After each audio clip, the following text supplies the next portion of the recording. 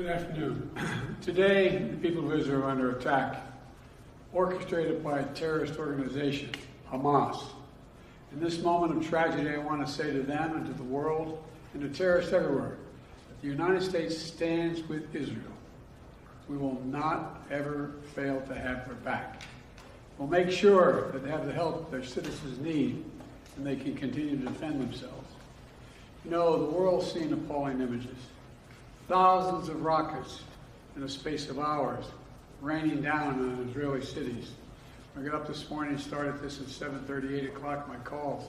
Hamas terrorists crossing in Israel, killing not only Israeli soldiers, but Israeli civilians. In the street, in their homes, innocent people murdered, wounded, entire families taken hostage by Hamas. Just days after Israel marked the holiest of days in the Jewish calendar.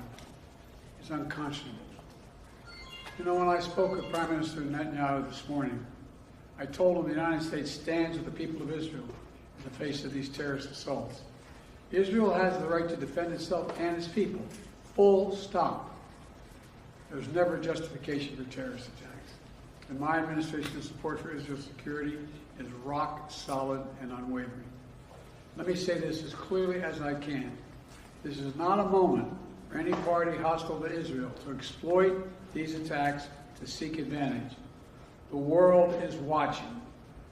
I've also been in contact with the King of Jordan, spoken with members of Congress, directed my national security team to engage with their Israeli counterparts, military to military, intelligence to intelligence, diplomat to diplomat, to make sure Israel has what it needs.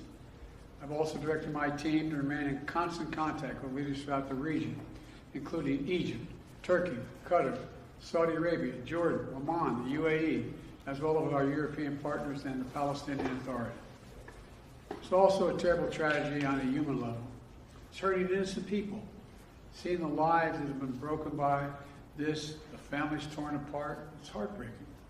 And Jill and I are praying for those families who've been impacted by this violence. We grieve with those who've lost their loved ones, lost a piece of their soul. We have hope for swift recovery for many who have been wounded. We're going to remain in close touch with Prime Minister. I personally am going to remain in close contact with Prime Minister Netanyahu as this situation continues to develop. And let there be no mistake, the United States stands with the state of Israel, just as we have from the moment the United States became the first nation to recognize Israel 11 minutes after its founding 75 years ago. Thank you very much. Mr. President, was there an intelligence failure in the lead up to this